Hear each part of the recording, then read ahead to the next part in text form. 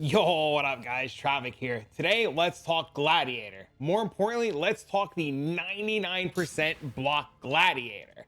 A lot of you guys have reached out over the last couple of weeks and been like, Trav, can we do it? Can we bring it back? Is it time? Where is it? What's the play and what's going on? Well, today's that day. Let's bring it back and let's talk about it. If you don't know what I'm talking about, well, there was a time about 3 months ago where we created and talked about a build, or created a video and talked about a build of something that we saw that was a 99% block lucky Gladiator.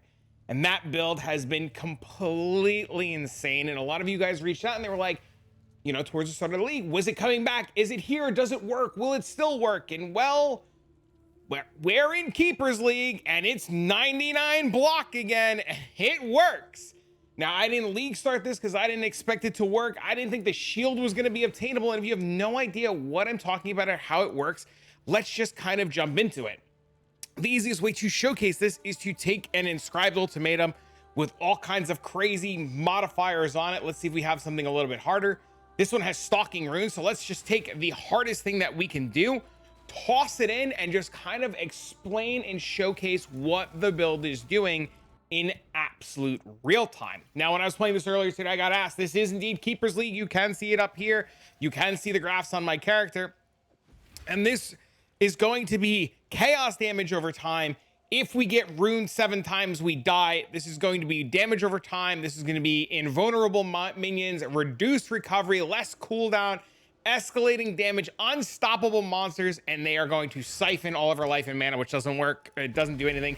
And we're just going to let this happen as we go into our stone circles. And unfortunately, while it is indeed stone circles, it makes it more interesting to showcase what is happening, because I get to just sit here and you can watch my health never move. You can actually see that I'm able to just do nothing, stand still, and there's the little rune guy beating away on me and nothing is happening.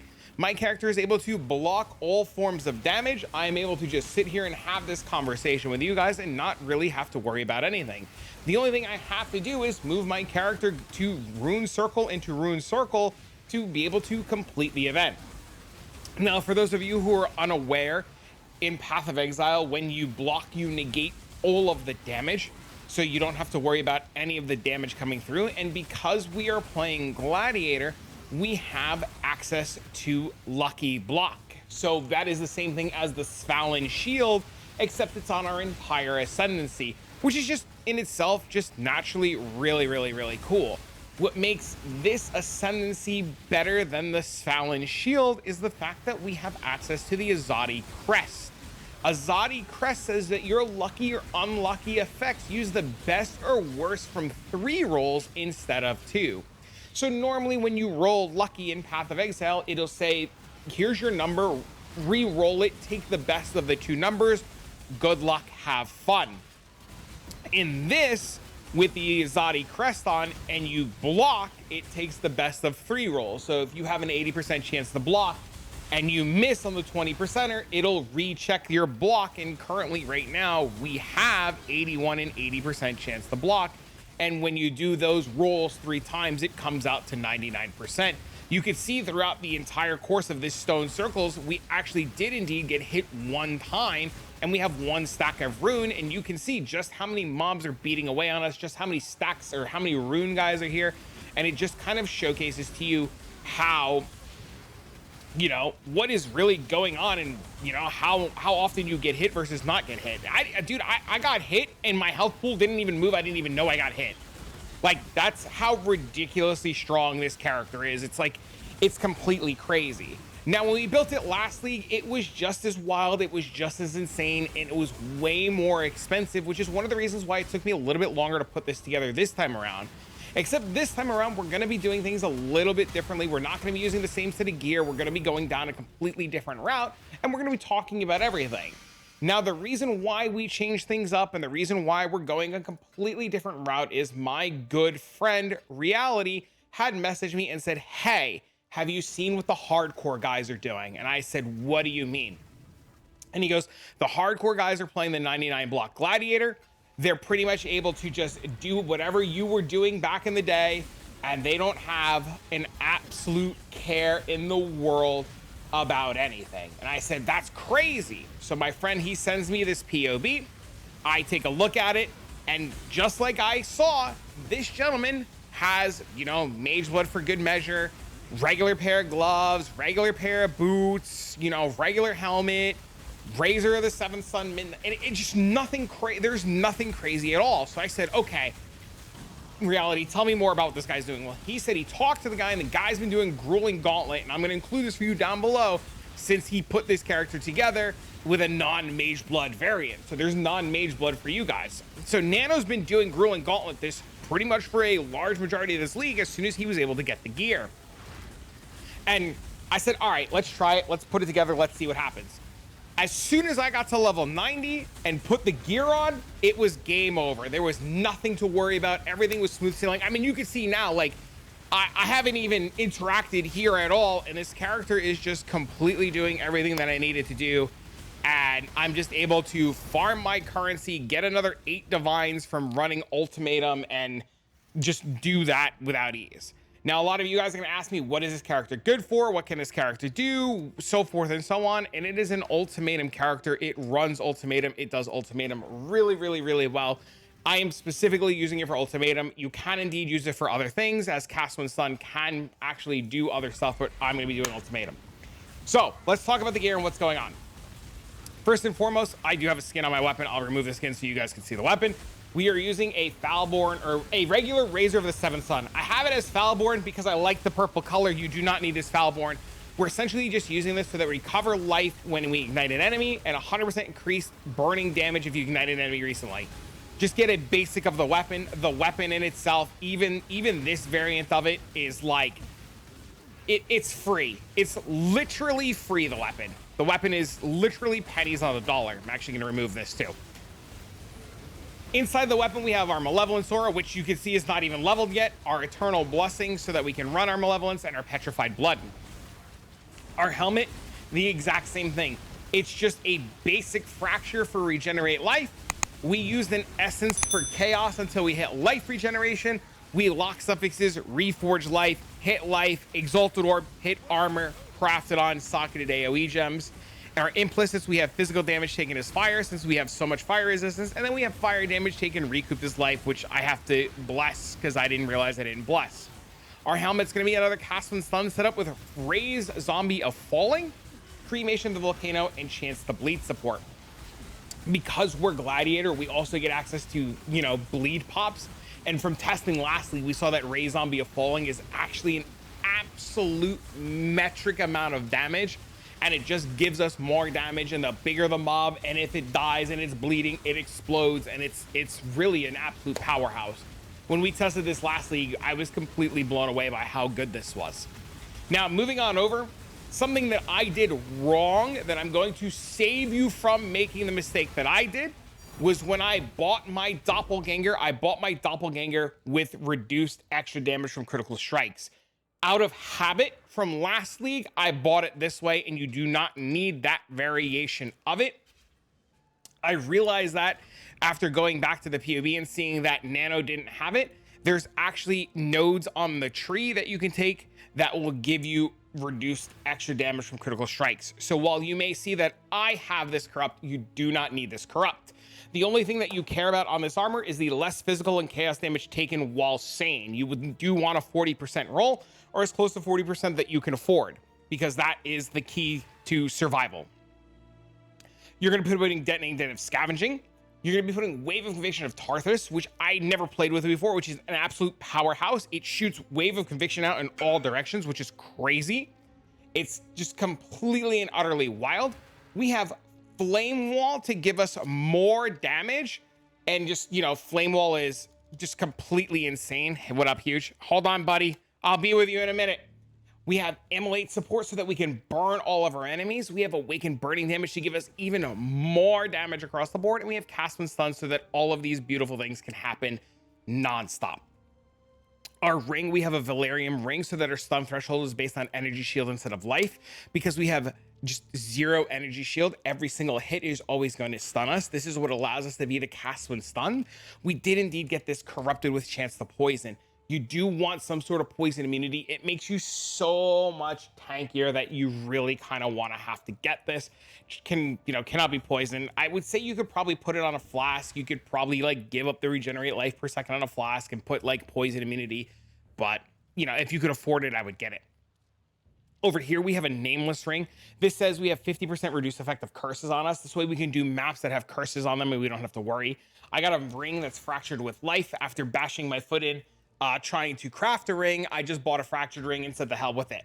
The way I made this ring was I reforged chaos until I saw tier 1 recoup.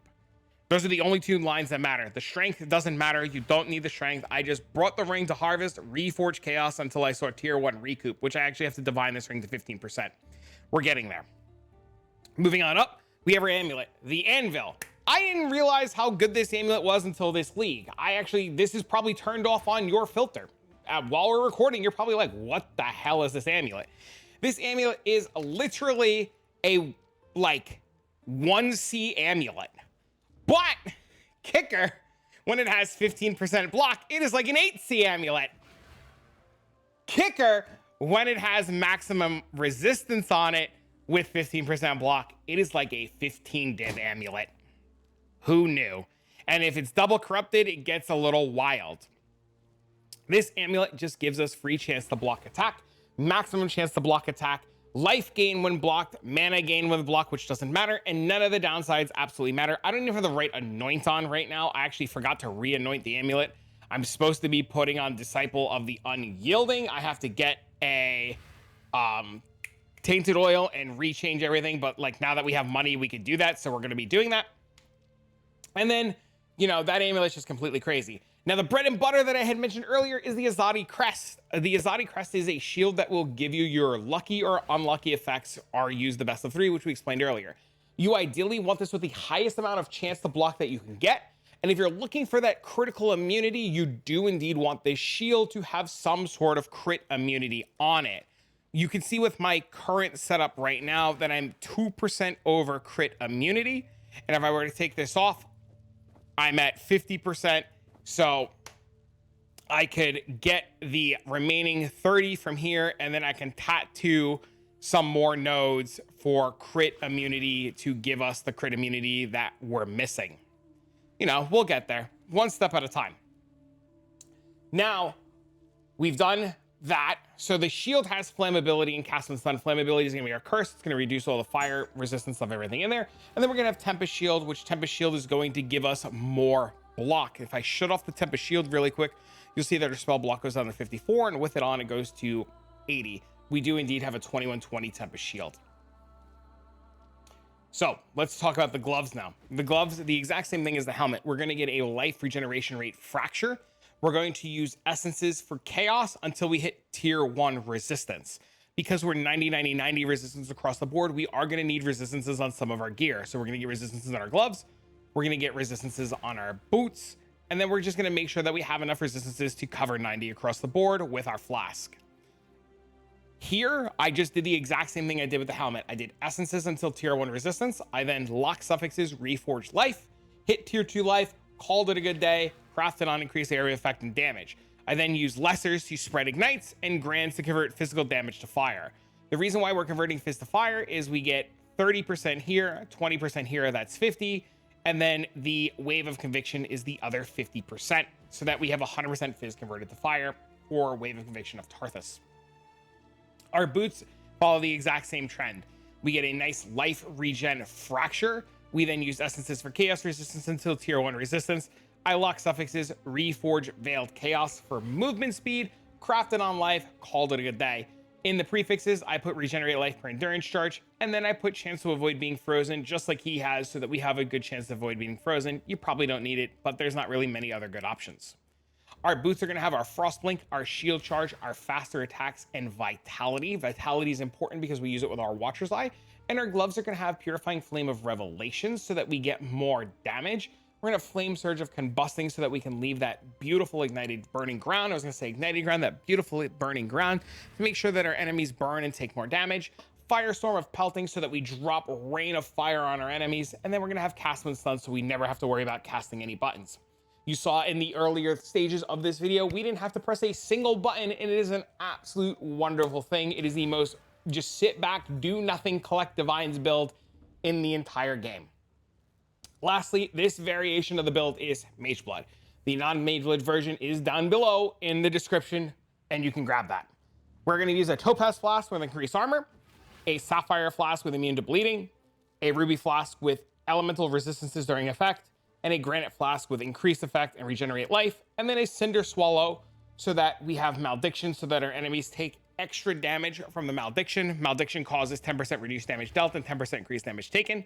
We're going to gain recharges when we consume Ignited Corpse. Enemies ignited by you during the effect take increased damage, and then we're going to recover life. Eventually, I'm going to divine this so that it's like more recover life and they take more damage. I just need to pull the trigger and divine them.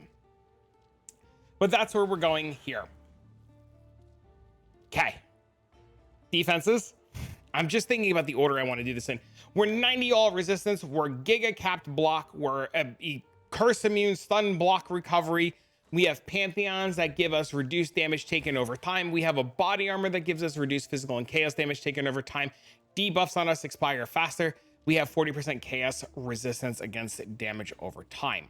Now, our tree is going to be a little interesting. I know there's graphs. We're going to talk about the graphs in a second when we get to them. We are indeed picking Gladiator.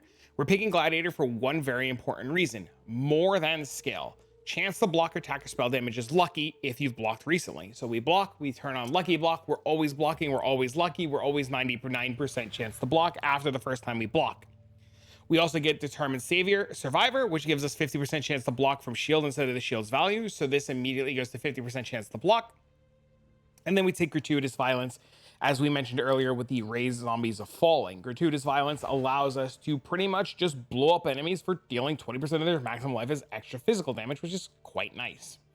Now, this Ascendancy is indeed the new Bloodline Ascendancy. This is from the Hive encounter, where if you have one of these Hive brain glands and you fight the bosses, those bosses at the end will allow you to pick your Bloodline Ascendancy, and that's where this is coming from. We get 8% increased maximum life, and then we get otherworldly appendages. This says that we take less damage based on the type of graft that we have. Now we have two grafts on. We have an Ol graft and we have a Zoft graft. Because we have an Ol graft, we take 15% less fizz. And because we have a Zoft graft, we take 15% less fire. Very important. On top of that, it says nearby enemies take 100% increased damage from your graft skills. Now, our graphs are really interesting. We have two graphs. We have Return to Dust and Heart of a Flame. Return to Dust says this graph will periodically target rares and unique enemies, and the big giant hands will come out and smash the enemy. This deals a lot of damage. This is 182% increased damage. So the damage range is 137, 726 to 206, 589. Creates four hands. All four of them just strike the hell out of whatever you're looking at and just blows it the hell up. Absolutely monstrous thing. I didn't realize how strong this graph was until I put it on. Also, skills used by this graph have increased cooldown, so these hands are just firing off like they are looking to get paid. You know, like you borrow money from the guy, he knocks on your door. That's what these hands are. They're coming to knock on your door and bash it in until you give them what they want. We also get 13% max life, which is completely beautiful since we're a max life build. Eventually, my life will get higher as I level more and redivine my gear and fix the rolls on my gear for tier 1 life, but we do have 4,600 life thanks to everything coming together.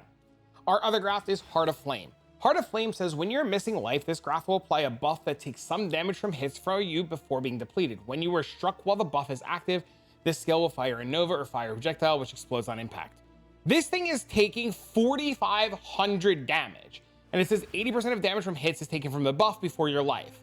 Because we scale skill effect duration and because we scale cooldown recovery rate, Heart of Flame is permanently up all of the time. We permanently have 4,500 damage is taken from hits before anything else. And if we run over really quick to Blood Aqueducts, because I know a lot of you guys like Blood Aqueducts, you could see as soon as I take some damage and I get hit, okay, as soon as I take some damage, okay, it's not gonna work. Hold on, there it is. There, it's right there, Heart of Flame. 4,500, and it lives and stays on forever. And then we get hit again, and it re-triggers, and it gets hit again, and it re-triggers, and it gets hit again, and it re-triggers, and it's always on. Very powerful, very, very, very, very strong. So you just got to make sure that you scale your cooldown recovery of it high enough and skill effect duration of it high enough so that it stays on. We also get increased fire damage, which is really nice, and increased armor, which is a big bonus. Now, let's go through the passive tree. This one's a doozy. First and foremost, you can see a lot of our nodes are tattooed. They are tattooed because, just like before, we are using an Elegant Hubris for Caspiro. The Elegant Hubris for Caspiro allows us to take Supreme Ostentation, where we ignore the attribute requirements of everything that we have on us, and we can pretty much tattoo our entire tree. So eventually I'll tattoo the rest of these nodes and these nodes over here. This Elegant Hubris, we can easily take these two nodes here. I get increased maximum life and endurance charge every second you've been hit. So you pretty much have permanent endurance charges. Now moving on over, because we know that, and you can see all of our nodes are tattooed, this kind of falls into place with what's going on. The first thing we're going to point out is we have a Foulborn Red Dream. This thing here says fire damage with hits is lucky if you've blocked an attack recently. We're always blocking. All of our fire damage is lucky. So we're lucky on lucky on lucky, which is really nice. It also then says passives granting fire resistance or elemental resistances in radius will grant increased maximum life at 75% of their value. So when we tattoo these nodes here for fire resistance, they just become max life nodes and give us a ton of maximum life, which is freaking awesome. We then here have reduced effective curses, and then you can put here blind if you want to do it, or you could put something there. We grab prismatic skin for all elemental resistances, and then we come down over here and we ignite. We tattoo chance to ignite. You're going to notice very quickly going through this that we actually have 100% chance to ignite, and that's because of the tattoos, and you'll see that when we showcase that in a second. Moving down over here, we take Golem's Load for more max life and regenerate life, and we take Runegraft of the Fortress for increased global defenses. The reduced attributes doesn't matter. We grab another Endurance Charge over here, and then we grab Immutable Force for increased stun and block recovery. There's two things with the Immutable Force. eMiracles found out that 961 is the breakpoint for the server ticks for Immutable Force, but we found out that it really doesn't matter which one you have. 961 is you're rich and want to be fancy. Otherwise, just grab whatever the cheapest one is. When I bought mine, 906 was like pretty cheap. This was 89 chaos. I think I paid a divine yesterday for it, so they've come down since I put this together. So pretty straightforward. Over here to Champion of the Cause, and then 20% increased life reservation efficiency of skills. Moving over here to Bloodless, we have Runegraft of the Gemcraft for +1 level of all non-exceptional gems. And then, you take the life wheel and you fill out the life wheel. Moving on over to As the Mountain for maximum block chance, and then we take the Mastery for 1% chance to block spell damage per 5% chance to block attack damage. Our shield's 50%, so we get a whole lot of free block. Blood and Magic to remove all of our mana, 10% more maximum life, and skills cost life instead of mana. Because we have so much regen, it doesn't even matter. It's just great, it doesn't even matter. Up over here, we take Juggernaut. Juggernaut's Armor Mastery, we can take the reduced 30% chance to reduce critical strikes, which is really, really nice. Stamina up here for endurance charges, and a Watcher's Eye. Ideal Watcher's Eye would be Vitality and Malevolence, which is like 100 divs or something insane. So we just settled with the gain life while affected by Vitality, which is why I mentioned Vitality earlier. Every time we hit, we gain a whole bunch of life with Vitality. Very, very, very strong. Very, very, very important. Really recommend getting this. Absolutely complete powerhouse. The one mod with just the Vitality on it and like a basic roll is like 2 divs. For a decently rolled one, you're looking at 3 divs. So I would just buy like a 27%er for like 3 divs instead of trying to roll it yourself. Barbarism for +1 the maximum life because it's a complete powerhouse. And then you're going to notice we tattoo a bunch of nodes to make sure that we get to 100% fire. The rest of the nodes you can do, the rest of the strength nodes you can do, you can easily put regenerate life, which is really, really nice. Over here, we take some resistance, some maximum cold resistance, and +2 to all maximum elemental resistances. Over here, we're going to have a cluster. We're going to have Assert Dominance and Magnifier with Chaos Resistance on it. Magnifier for Area of Effect, and then Assert Dominance for more Area of Effect. And then we have a Jewel here. This Jewel is important. This Jewel gives us 3% chance to block spell damage while holding a shield and reduced effective curses on you and maximum life. The two important nodes on this are reduced effective curses and chance to block. Because if I hide my face really quick and I go here, you'll notice that I am 80% chance to block. And if I take this off, I'm at 77. You do need a 3% chance to block spell damage while holding a shield. You only need one, and this is the one that we're going to use. Moving up over to the rest of our tree, We come over here, we have endurance. We're eventually going to take this jewel socket here for just damage over time, fire damage over time, life jewels. We have the agnostic to remove all energy shield while not on full life, sacrifice 20% of mana. We don't care about the while not on full life part. That doesn't matter. The part that's important is removing all the energy shield. We want to remove all the energy shield so that we have no energy shield. So the Valerium says we always get stunned. Because we're always getting stunned, if you message me and ask why this is not working, please do not take Soul of the Brine King. Soul of the Brine King will break your build.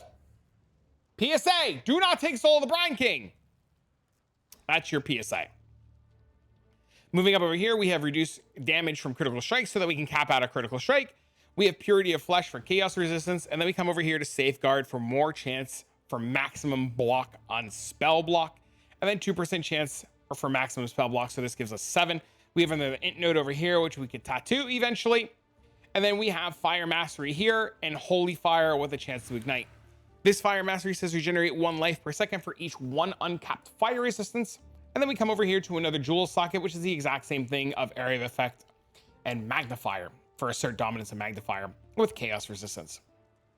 This jewel socket, once again, is going to be damage over time multiplier, ignite steel damage faster, fire damage over time multiplier, fire damage, life, any of the combinations of those. Down over here, we come up to acrimony for more damage over time, and then we take 10% less damage taken from damage over time. Over here to Elemental Overload, since we're hitting a bajillion times, and we're going to crit a bajillion times, which is really, really nice. And then we're going to have the jewel socket over here. I am level 93 right now. This is 94. This is 95. This is 96. And then we have 97, 98, 99, and 100, which are 4 points. And then we can get them 1 over here, 1 over here, 1 over there. And then we could just fill it out with all of random life nodes. And then we get the jewel socket over here. This should be 100. So that's the plan. That's the plan. We'll get there. But that's really everything that's going on. If you're confused or you have questions, feel free to leave a comment down below. I've played this last league. It is an absolute powerhouse. I've been playing it for a few hours today on stream. This character is 8 hours old. I just finished streaming playing it. I did the whole leveling process. I actually leveled using the Jung leveling tech instead of the Power Siphon Mines because chat wanted to see a completely different leveling one. But I would just level this with Power Siphon Mines as you are literally here and you come up this way right to the split shot nodes, go up there, grab all that stuff, and then respec the whole tree. You can essentially start playing this as soon as you can put on all the gear. I started playing it at level 85, 86, something like that. I did a 5-way set. I got to like level 68. I did a 5 ways. I think it put me to like 87 or something like that, 86. I don't remember. I put all the gear on, went to a map, and it's just been cruising ever since. But yeah, that's about it. I wanted this video done. I wanted to make sure that you guys knew what was going on. I'm going to be playing this for the next couple of days before Project Diablo 2 starts. I'm probably going to use this to do some of my challenges. And it's just an absolute fun build to play, and it just does what we wanted to do. And if nothing changes next league, I'm probably going to start this because knowing that I could just like put on an Immortal Flesh and a Zodi Crest and the Anvil and call it a good day is completely crazy, especially since you don't need Blood Notch. Like, that's completely wild. But for now, friends, I'm going to do this video with you guys, and I'll see you all in the next one.